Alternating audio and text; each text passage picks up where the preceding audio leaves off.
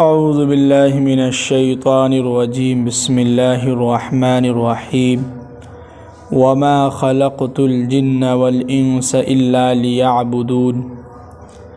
کل پچھلے آیت میں بات چل رہی تھی کہ اللہ تعالی اللہ کے نبی صلی اللہ علیہ وسلم سے کہہ رہے تھے کہ وذکر، کہ آپ لوگوں کے سامنے نصیحت کی باتیں، دین کی باتیں کرتے رہیے۔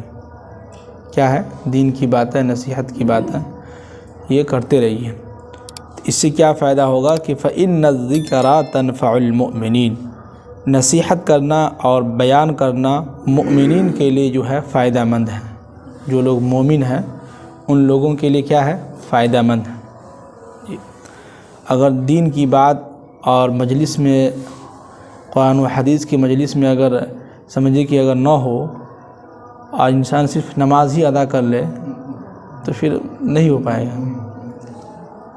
کیا ہے؟ نہیں ہو پائے گا۔ اس لیے رکھا گیا ہے کہ صبح شام تعلیم، اس تعلیم سے کچھ ہو نہ ہو لیکن ایمان تازہ ہو جاتا ہے۔ جس طرح جیسے ہو نا کرتا وغیرہ، کرتا پہنتے ہیں تو کیا پورے سال دھوتے نہیں ہیں اس کو؟ 2 دن پہ 3 دن بھی انسان دھوتا ہے تاکہ صاف رہے۔ تو اسی طرح یہ صبح شام جو ہے ذکر کی مجلس میں بیٹھنا، حدیث کی تعلیم میں بیٹھنا، قرآن کی تفسیر میں بیٹھنا، اس سے یہ ہوتا ہے کہ ہمارا ایمان صاف ہو جاتا ہے، تازہ ہو جاتا ہے، جس کی وجہ سے دل کے اندر ایک سمجھیے کہ خواہش پیدا ہوتی ہے کہ ہم کو بھی نماز ادا کرنی چاہیے، ہم کو بھی نیک کام کرنا چاہیے۔ اور اسی کو لے کے جو ہے پوری دنیا میں جو ہے جماعت کا کام بھی چل رہا ہے۔ کیا ہے؟ جماعت کا کام چل رہا ہے۔ پچھلے دنوں جو ہے صدائے دل ایک کتاب ہے، اس میں مولانا الیاس صاحب جنہوں نے اس کام کو شروع کیا تھا، جماعت والا کام، تو مولانا علی میاں صاحب ان کے ساتھ رہتے تھے، جو ندوے کے ناظم صاحب تھے، پہلے بہت پہلے انتقال کر گئے۔ تو یہ دونوں ساتھ میں جو ہے مل کے کام کرتے تھے۔ تو مولانا الیاس صاحب دن بھر جو ہے لوگوں کی فکر اور ان کے دل کے اندر اتنی یہ تھی کہ ہر لوگوں کے پاس جا جا کے بتلاتے تھے، سکھلاتے تھے، ان کو بتلاتے تھے۔ اور مولانا علی میاں صاحب فرماتے ہیں کہ مولانا الیاس جو ہے دن بھر گھومتا ہے، لوگوں کے دین کی دعوت دیتا ہے اور رات بھر اللہ سے مانگتا ہے۔ دیکھیے کیا ان کے اندر طلب تھی، کیا خواہش تھی، کیا ان کا جذبہ تھا ایمان کا۔ اور مولانا علی میاں صاحب رات بھر سوتے تھے، وہ بھی اللہ کی بات کرتے تھے، وہ بھی اللہ والے تھے، لیکن وہ خود اپنی کتاب میں لکھے ہیں کہ میں نے خود دیکھا ہے مولانا الیاس کو کہ رات بھر رو رہے ہیں۔ سوتے تھے لیکن زیادہ تر اللہ کی عبادت میں گزار دیتے تھے۔ دن بھر جس کو دعوت دیتے تھے اس کے بارے میں اللہ سے مانگتے تھے، دعا کرتے تھے کہ اللہ تو ان کو ہدایت دے دے، اور اللہ نے ایسی ان کی دعا قبول کی کہ آج تک پوری دنیا میں یہ کام چل رہا ہے۔ یہ ہوتی ہے محبت، یہ ہوتی ہے دل کی قرہن طرب اللہ کی یاد اور دین کی محنت کی۔ یہی دیکھیے کہ ہر 2 مہینے پہ 3 مہینے پہ اللہ کا شکر اجتماع ہو رہا ہے، پروگرام ہو رہا ہے، جس کی وجہ سے ہمارے ایمان میں کیا ہے؟ تازگی پیدا ہوتا رہتا ہے، ایمان والوں کو فائدہ دیتا ہے۔ جیسے کل سے جو ہے اجتماع شروع ہو رہا ہے، وہاں پر بھی 3 دن کا اجتماع ہے، بہت سارے علماء کرام آئیں گے، سب کے بیانات ہوں گے، تو اس کے سننے سے کیا ہوگا؟ ہمارے ایمان میں اضافہ ہوگا، ایمان تازہ ہوگا۔ یہ ہے کہنے کا مطلب۔ اب آگے کہہ رہے ہیں کہ وَمَا خَلَقْتُ الْجِنَّ وَالْإِنسَ، کہ ہم نے جنات یعنی جن اور انسان کو ہم نے اس لیے پیدا کیا ہے کہ اِلَّا لِيَعْبُدُونَ، کہ وہ میری عبادت کرے۔ اللہ جہاں آگے سمجھیے کہ اللہ مگر، یعنی انسان اور جنات کو جو ہم نے پیدا کیا ہے مقصد ہی ہے کہ وہ صرف میری عبادت کرے۔ کیا کرے؟ میری عبادت کرے۔ اب آگے کہہ رہے ہیں کہ ما اريد منهم من رزق، دیکھیے اللہ تعالیٰ کتنی اچھی بات کر رہے ہیں کہ میں ان سے کسی قسم کا رزق نہیں چاہتا ہوں۔ کس کے بارے میں کہہ رہے ہیں؟ اپنے بندوں کے بارے میں کہہ رہے ہیں۔ آج انسان رزق کے پیچھے اتنا بھاگ رہا ہے، پیسے، ہر وقت پیسہ پیسہ پیسہ کی محبت دل کے اندر اتنا سما گیا ہے کہ دین کی محبت ہمارے دلوں کے اندر گھس ہی نہیں رہا ہے کہ نہیں؟ اس لیے اللہ تعالیٰ کہہ رہے ہیں کہ ما اريد منهم من رزق، میں کسی بھی بندے سے کسی قسم کا رزق نہیں چاہتا ہوں، نہ پیسے چاہتا ہوں، کچھ بھی نہیں چاہتا ہوں۔ تو کیا چاہتے ہیں اللہ تعالیٰ؟ کہ الا لیعبدون، کو میری عبادت کرے۔ اللہ تعالیٰ کو خوشی اسی وقت سے ہوتی ہے جب کوئی بندہ اللہ سے مانگتا ہے، اللہ کے سامنے سب کو جھکاتا ہے۔ اب آگے کہہ رہے ہیں کہ وَمَا أُرِيدُ أَن يُطْعِمُونَ، اور میں یہ نہیں چاہتا کہ وہ مجھے کھلائے۔ کون کہہ رہا ہے؟ اللہ تعالیٰ کہہ رہا ہے کہ پہلے تو یہ کہا کہ میں یہ نہیں چاہتا کیونکہ چاہتا ہوں کہ میں ان سے کسی قسم کا رزق لوں، اور نہ میں یہ چاہتا ہوں کہ وہ مجھے کھلائے۔ تو یہاں پر یہ ہے کہ انسان یہ سوچتا ہے کہ ارے ہم کمائیں گے نہیں تو پیچھے بال بچے کو کون کھلائے گا؟ کیسے نہیں کھلائے گا؟ اللہ تعالیٰ کھلا رہا ہے، سب کو کھلا رہا ہے، 2 وقت کی نہیں 4 وقت 4-5 وقت کھا رہا آدمی۔ کئی لوگ تو ایسے ہیں جن کا دن بھر منہ چلتے رہتا ہے، پھر بھی کہتا ہے کہ مہنگائی ہے، کچھ ہے ہی نہیں، روتا ہے۔ اتنا ناشکری کرتا ہے بندہ، اس کے باوجود بھی اللہ تعالیٰ ان لوگوں کو دیکھ رہے ہیں، سب دھیرے دھیرے ان لوگوں کے اوپر بھی عذاب آئے گا۔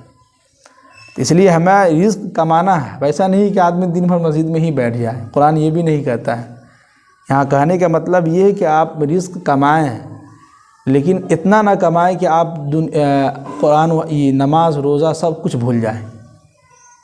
ابھی دیکھیے رمضان کا مہینہ آ رہا ہے، کتنا مقدس مہینہ آ رہا ہے، کتنا سمجھیے خوش نصیب ہے، سمجھیے کہ رمضان کے مہینے میں جس کو روزہ کی تراویح کی توفیق مل گئی، جو انسان روزہ تراویح کر رہا ہو، کتنا خوش نصیب بندہ ہے۔ اور یہ مہینہ جو ہے ہر سال آ رہا ہے، اور ایسا لگ رہا ہے کہ ابھی کچھ دن مہینہ پہلے رمضان گزرا پھر آ گیا، لگ رہا ہے کہ نہیں؟ اور جب یہی رمضان کا مہینہ آئے گا، لگے گا 1 ہفتہ بھی نہیں ہوا رمضان گزر گیا۔ اور اللہ تعالیٰ یہ مہینہ ہم لوگوں کو اس لیے دیا ہے کہ اس پورے سال جو ہم نے گناہ کیا ہے، اس مہینے میں ہمارا گناہ جو ہے معاف ہو جائے، اور ہمارے بدن میں جو چربی زیادہ ہو گیا ہے وہ بھی کیا ہو جائے؟ پگھل جائے۔ دیکھیے اللہ نے ایک نظام چلایا ہے کہ ہمارے بندوں کو کوئی بیماری نہ ہو، اس کے باوجود بھی کوئی کہتا ہے کہ ہم کو بیماری ہوتا ہے، تو اس کا مطلب ہے کہ آپ زیادہ کھا رہے ہیں۔ کیا ہے؟ زیادہ کھا رہے ہیں۔ اللہ کے نبی کے زمانے میں صرف 2 وقت کی روٹی ملتی تھی، وہ بھی کبھی کبھی مل جاتی تو کھا لیتے تھے، وہ بھی روٹی نہیں کھجور کھاتے تھے۔ اللہ کے نبی کے زمانے میں ایک یہودی ڈاکٹر جو ہے مکہ مکرمہ آیا تھا کہ ان لوگوں کی علاج کریں گے۔ کیا کریں گے؟ علاج کریں گے۔ تو یہودی ڈاکٹر جو ہے 1 مہینہ یا 2 مہینہ مستقل اسی مکہ مکرمہ میں رہا، ایک بھی مریض یا صحابہ میں سے کوئی نہیں آیا۔ تو سوچنے لگا کہ بھائی کیا بات ہے، لوگ بیمار نہیں ہو رہے ہیں، سب صحت مند ہے، اب ہم یہاں بیٹھے ہوئے فری میں علاج کرنے کے لیے کوئی آ نہیں رہا ہے۔ تو یہ یہودی خود جا کے اللہ کے نبی سے جا کے پوچھے کہ اللہ کے نبی بتلائیے کہ ہم 2 مہینے سے یہاں پر ہیں، ایک بھی مریض یا کوئی بھی آپ کے صحابہ جو ہے ایک مرتبہ بھی کوئی نہیں آیا کہ ہمارا پیٹ خراب ہے، یہ خراب ہے، شوگر ہو گیا ہے، بی پی ہائی ہو گیا ہے، لو ہو گیا ہے، کچھ بھی نہیں، کوئی بیماری نہیں۔ تو اللہ کے نبی نے فرمایا کہ میرے صحابہ اور ہم لوگ، اور اللہ نے یہی حکم دیا ہے کہ جب بھوک لگے تو خوب کھاؤ، بھوک نہیں لگے تو نہ کھاؤ۔ صحابہ کو دیکھیے صبح کھاتے تھے تو شام میں کھا رہے ہیں، دن بھر ایک دم خوب محنت کر رہے ہیں، کھدا کھود رہے ہیں۔ غزوہ خندق میں دیکھیے 3 دن تک جو ہے کھدا کھود رہا ہے، کچھ بھی نہیں ملا کھانے کو۔ ایسے کوئی بیماری ہو سکتا ہے؟ نہیں ہو سکتا ہے۔ تو آج ہم لوگ جو بیماری جو ہو رہا ہے نا، دن میں 5-6 مرتبہ کھا رہے ہیں۔ ابھی وہاں کھائے تھے، جیسے کل باراتی میں دیکھیے آدھا گھنٹہ پہلے ناشتہ ہوا، مشکل سے آدھا گھنٹہ بھی نہیں، نکاح میں کتنا لگتا ہے 10-15 منٹ، اس سے پہلے ناشتہ جو ہے 3 کو رسگلہ آدمی ٹھوس لیا، پھر مٹھائی وہ دال موٹ کھا لیا، مونگ دال، پھر اس کے بعد جوس پی لیا، پانی پی لیا، اب آدھا گھنٹہ کے بعد پھر کھانا ٹھوس رہا ہے۔ تو ایسے آدمی کا پیٹ خراب نہیں ہوگا تو کیا ہوگا؟ خراب ہی نہ ہوگا۔ ہم تو نہیں کرتے ناشتہ، ہم صرف جوس پی لیے، پانی پی لیے، ہو گیا، اور کھانا اللہ کا شکر اچھے سے کھا لیے، پیٹ بھر گیا۔ تو اب انسان ابھی ناشتہ آپ کھائیں پھر کھانا کھانے کے لیے بیٹھ گئے، اور لوگ پہلے کھانے کے لیے مار کر رہے ہیں۔ اب بتائیے ایسے لوگوں کو بیماری نہیں ہوگی؟ ہوگی بیماری۔ اگر ہر مسلمان اللہ کے نبی کے طریقے پر چلنے لگے، جس طرح اللہ کے نبی کھاتے تھے وہ کھانا کھانے لگے، تو یہ ہاسپٹل کا چکر ختم ہو جائے گا۔ جیسے ہم لوگ دودھ پیتے ہیں تو پہلے ہم لوگ روٹی کھاتے ہیں، سبزی کھاتے ہیں، اس کے بعد دودھ پیتے ہیں، جبکہ اللہ کے نبی ایسا نہیں کرتے تھے۔ اللہ کے نبی کو خوب زیادہ بھوک لگتی تھی تو وہ پورے دودھ پی لیتے تھے. ایسا نہیں کہ روٹی ہے کھجور ہے کچھ بھی نہیں. اب حدیث میں دیکھیے نا کہ اللہ کے نبی جو سفر کر رہے تھے, بیچ میں ایک گھر ملا, وہاں دودھ دوئے, تمام صحابہ پی لیے, بھوک ختم. نہ کوئی چاول نہ گوشت کچھ بھی نہیں. تو ایسے لوگوں کو کوئی بیماری ہو سکتی ہے؟ کچھ بھی نہیں. تاجہ ہم لوگ کھانا پہلے ٹھوس لیتے ہیں, اس کے بعد دودھ پیتے ہیں, وہ تو پیٹ خراب ہوگا ہی. جی تو وہی اللہ تعالیٰ کہہ رہے ہیں کہ میں اپنے بندوں سے کسی قسم کا کوئی رزق نہیں چاہتا ہوں, اور نہ میں یہ چاہتا ہوں کہ وہ مجھے کھلائیں. اب آگے اللہ تعالیٰ دیکھیے کیا کہہ رہے ہیں کہ ان اللہ, بے شک اللہ تعالیٰ هو الرزاق, وہ تو خود رزاق ہے. کیا مطلب کہ اللہ تعالیٰ خود جو ہے ہمیں اور آپ کو بندوں کو رزق دے رہا ہے کہ نہیں؟ دے رہا ہے کہ نہیں؟ اللہ تعالیٰ سب کو دے رہا ہے, بے تحاشا لوگ کھا رہے ہیں, دے رہا ہے سب کو. اور ذو القوۃ المتین, اور سب سے زیادہ طاقتور اور مستحکم طاقتور ہے. کیا مطلب کہ دنیا کے اندر جتنے بھی مخلوق ہے سب کو اللہ تعالیٰ رزق دے رہا ہے, پھر بھی خزانے میں کوئی کمی نہیں ہو رہی ہے, پھر بھی اللہ تعالیٰ تھکتے نہیں ہیں, پھر بھی اللہ تعالیٰ پریشان نہیں ہوتے, سب کو دے رہا, کھاؤ جتنا کھانا کھاؤ, لیکن عبادت کس کی کرو؟ میری عبادت کرو. اب آگے کہہ رہے ہیں کہ فَإِنَّ لِلَّذِينَ ظَلَمُوا ذَنُوبًا. اب یہ ہے کہ جن لوگوں نے اس دنیا کے اندر ظلم اختیار کیا, جو لوگ ظالم ہیں, تو یہ لوگ اپنے باری کا انتظار کریں. مثل ذنوب اصحابہم, جیسا کہ اس سے پہلے کے لوگ جو ہے ان کے اوپر باری آئی تھی اور یہ لوگ بھی ہلاک و برباد ہو گئے تھے, ان کے اوپر عذاب آیا تھا. کہ فلا یستعجلون, تو یہ لوگ جو ہے عذاب کے بارے میں جلدی نہ مچائیں, یعنی ہم سے جلدی کا مطالبہ نہ کریں عذاب کے تعلق سے. یعنی یہاں پر یہ ہے کہ اللہ کے نبی صلی اللہ علیہ وسلم سے کفار یہ کہتے تھے کہ اگر واقعی میں ہمارے اوپر عذاب آئے گا یا قیامت آنے والی ہے تو ابھی لے آؤ. تو وہی اللہ تعالیٰ کہہ رہے ہیں کہ ان سے کہیے کہ ہر ایک قوم کا ایک باری ہے. جیسے کہ قوم سمود ہے, پہلے اللہ نے ان کو ہلاک کیا, پھر قوم عاد کو ہلاک کیا, پھر قوم لوط کو ہلاک کیا. تو سب کو ایک بیگ نہیں ہلاک کیا, باری باری کر کے سب کو ہلاک کیا. تو اسی طرح کریں کہ جس طرح ہم نے پچھلے لوگوں کو ہم نے ایک باری باری کر کے ہلاک کیا ہے, تو آپ ان سے کہیے کہ تمہاری بھی باری ایک دن آنے والی ہے, اور تمہیں بھی اللہ تعالیٰ اپنے عذاب میں کیا کریں گے؟ گرفت کر لیں گے, لے لیں گے. تو یہاں پر یہ ہے کہ ایک تو اللہ تعالیٰ دنیا کے اندر ہی ان لوگوں کو عذاب دے دیں گے, اور کچھ یہ ہے کہ اللہ تعالیٰ آخرت میں بھی عذاب کیا ہے؟ کچھ کو دیں گے. تو یہ اللہ کے اختیار میں ہے, کسی کو دنیا کے اندر عذاب دے یا کسی کو آخرت میں عذاب دے. یہ کس کے اختیار میں ہے؟ اللہ کے اختیار میں ہے. اب آگے سمجھیں کہ سورہ زاریات کی آخری آیت ہے کہ فَوَيْلٌ لِّلَّذِينَ كَفَرُوا, کہ اے نبی صلی اللہ علیہ وسلم ان لوگوں سے کہیے کہ جن لوگوں نے کفر اختیار کر لیا ہے, جو لوگ کافر ہے, تو مِن یومہم الذی, اس دن ان کی وجہ سے بہت ہی خرابی اور بربادی ہے. کس دن؟ قیامت کے دن. کہ جن کو اللہ تعالیٰ نے دنیا کے اندر ان کو چھوٹ دیا ہے, ڈھیل دیا ہے کہ جاؤ مستی کرو, تو ان لوگوں کے لیے کل قیامت کے دن کیا ہے؟ بہت ہی زبردست خرابی ہے, اور بہت ہی زبردست ان کو عذاب ہونے والا ہے. جی. اور یوعدون, جس کا وعدہ اللہ نے قرآن پاک کے اندر کیا ہے اور کیا جا رہا ہے. جی. تو اللہ تعالیٰ نے جو بھی وعدہ قرآن کے اندر کیا ہے ایمان والوں کے تعلق سے یا جہنم یعنی کفر کے کافی لوگوں کے تعلق سے, جو بھی وعدہ اللہ نے کیا ہے قرآن کے اندر, یہ سب وعدہ کیا ہوگا؟ پورا ہو کر رہے گا. جی. تو سورہ زاریات مکمل ہو گیا. خلاصہ کلام یہی ہوا اس سورت کے اندر اور اس آیت کے اندر کہ اللہ تعالی ہمیں اور آپ کو صرف اپنی عبادت کے لیے پیدا کیا ہے. یہ نہیں ہے کہ صرف رزق کمانے کے پیچھے لگ جائیں اور اللہ کو ہی بھول جائیں.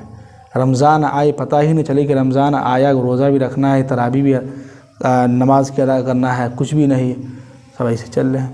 تو اس سے اچھا تو جانور ہے کہ نہیں, جو کھا رہا پی رہا اپنا گزر رہا ہے. اللہ نے ہم کو اشرف المخلوقات بنایا ہے, انسان بنایا ہے. اور اس سمجھیے کہ زیادہ تر اب دیکھیے کہ قرآن میں زیادہ تر علم کے تعلق سے باتیں کیا ہے. ایک تہذیب جس کو کہتے ہیں نا, رہنے سہنے کا طریقہ, وہ ایمان والوں کے لیے ہے. کافر لیکن اس کا الٹا ہو رہا ہے. کافر کو دیکھیے کتنا علم میں آگے ہے, تعلیم کے معاملے میں آگے ہے, ابھی پچھلے ہفتے کی رپورٹ ہے، پورے اپنے بہار میں جتنے بھی جلسے پروگرام ہوئے ہیں، ان پروگراموں کا خرچہ جو ہے 3 کروڑ روپیہ خرچ ہوا ہے۔ جتنے بھی بہار میں جلسہ ہوا ہے، تو اس میں کسی نے لکھا ہے کہ اگر اس جلسے کے بجائے اس پیسے کو 3 کروڑ روپے کو اگر کسی یونیورسٹی کالج میں بنانے میں لگا دیتا تو ایک مسلمانوں کا اپنا ایک کالج ہوتا، یونیورسٹی ہوتا۔ اس کے بعد مسلمان کیا کہتا ہے؟ ہم تو غریب ہیں، پیسے نہیں ہے۔ کون کہا غریب ہے؟ مسلمان کے اگر پیسہ دیکھنا ان کے شادی میں دیکھیے کیا پیسہ خرچ کر رہا ہے، وہاں پیسہ ہے، جہاں مدرسے کے نام سے ہو یا مسجد کے نام سے مانگا جائے اور کالج کے نام سے مانگا جائے، مدرسے کے نام تعمیر کام ہو رہا ہے اس میں مانگا جائے، پیسے نہیں ہے، کہاں سے پیسہ آئے گا؟ کچھ پیسہ نہیں ہے۔ اور شادی بیاہ میں دیکھیے کتنا پیسہ خرچ کر رہے ہیں۔ تو جہاں خرچ کرنے کی جگہ وہاں ہم لوگ خرچ نہیں کر رہے ہیں، اس کے بعد کہتے ہیں کہ غریبی ہے، پیسے نہیں۔ غریبی کوئی غریب نہیں ہے۔ اگر غریب ہوتے تو آپ شادی میں ایک دم سادگی اختیار کرتے ہیں، سادہ سمپل سا جو ہے 10 لوگوں کو آپ بلاتے، مسجد میں نکاح ہوتا، جائے بھائی اپنا ولیمہ کیجئے بیٹا والا، جاؤ جو کرنا کرو، جس کو بلانا ہے بلاؤ۔ سب بوجھ بیٹی والوں پر کیوں ہوگا؟ مہاراشٹر میں ایک وہاں کا بہت اچھا رواج ہے، وہاں بیٹی والے جو ہے اپنے گھر پہ دولہا کو وغیرہ کو نہیں بلاتے ہیں، بلکہ بیٹا والا جو ہے خود جو ہے اپنے گھر پر سب کچھ کرتا ہے، بیٹی والا جاتا ہے، اب بیٹا والا اپنا خرچ کرتا ہے، تو اسی میں ولیمہ بھی ہو گیا، سب کچھ خرچ ہو گیا۔ اللہ تعالیٰ ہم سب